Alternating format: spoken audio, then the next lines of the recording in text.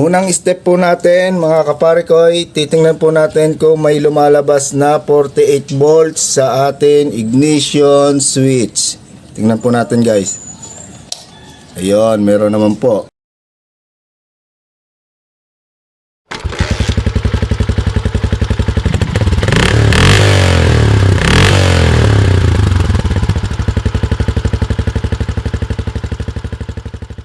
Hello po mga kaparikoy.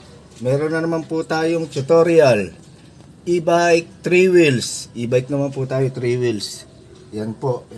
Bigla na lang daw pong huminto.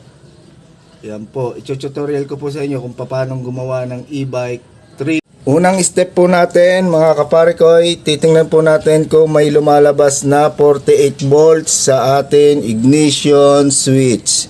Tingnan po natin guys. Ayun, meron naman po. Yan.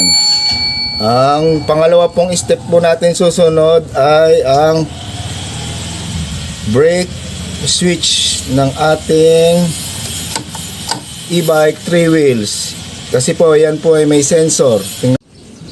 Yan po, tetesterin po natin yung brake switch.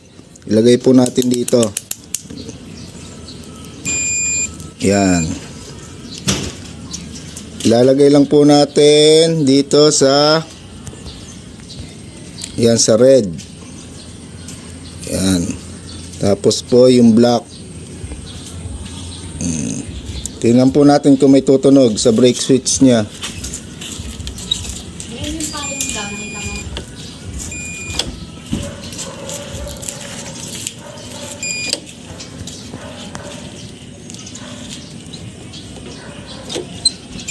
Yan po, ibig sabihin po niyan buo.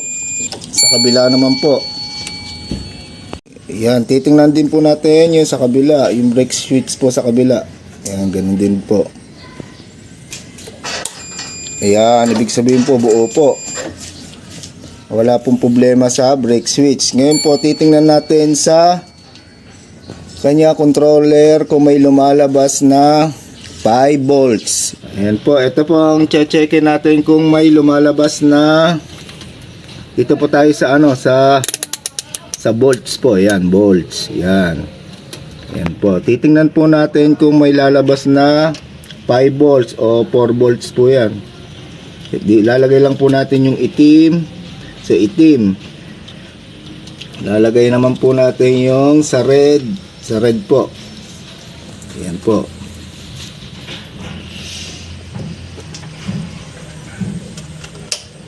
Yan. May 5 volts po siyang lumalabas. Yan, 5 volts po. Yan. Ngayon po, titingnan po natin doon sa controller ay sa throttle niya kung may lalabas na 5 volts. Yan po. Titingnan po natin yung kulay po nung kaduktong netong tinester po natin kanina. Yung red po, kulay orange po yan, papuntang throttle po yan. Checkin naman po natin kung may 5 volts pong lumalabas doon sa ating throttle. Checkin po natin. Hello po mga kaparikoy. Yung kaduktong po nung tinester po natin doon sa controller niya, ayan po, tetesterin po natin dito naman po yung kaduktong po ng papuntang throttle. Ayan po, ilalagay din po natin dito sa orange. Tingnan po natin kung may 5 volts na lumalabas. Ayan. Ayan, ibig sabihin po wala pong 5 volts na lumalabas. Ibig sabihin po, yan po ang naging sira ng ating e-bike 3 wheels. Yan po ang che-checkin po natin yung papuntang throttle. Wala po siyang lumalabas na 5 volts. Ibig sabihin putol po ito. May putol po yan.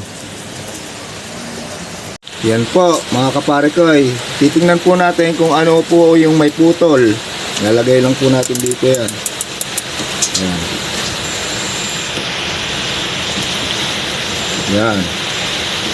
Tingnan po natin kung ano ang may putol po dito. Nalagay lang po natin dito sa itim. Tapos sa itim po sa throttle po yan. Sa throttle po, titikin po natin. Yan po, yung itim po doon, tinusok na po natin. Yan, tetester rin po natin kung may putol. Yan, ibig sabihin po, wala pong putol yan. Lalagay naman po natin yung kulay red. Yan. Tutusok naman po natin dito sa kulay red. Tingnan po natin kung may putol. Yan po. Yan po ay dito mo may putol po yan. Yung tinusok po natin na kulay red po doon sa papuntang controller. Dito naman po tetesterin po natin dito kung may connection po siya. Yan. Testerin po natin. Ayun. Wala po siyang connection. Yan po ang sira ng ating e-bike 3 wheels. Ibig sabihin po niyan, putol po ito.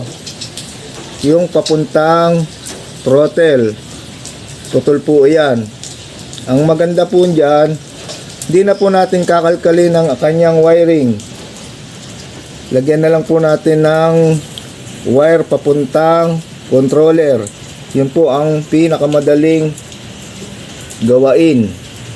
Yan po, jajumperan po natin yan para madali po.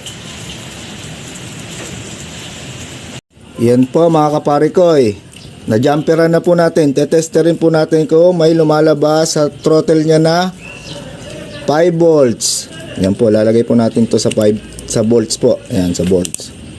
Yan, i-testerin po natin kung may lalabas na 5 volts. Yan po.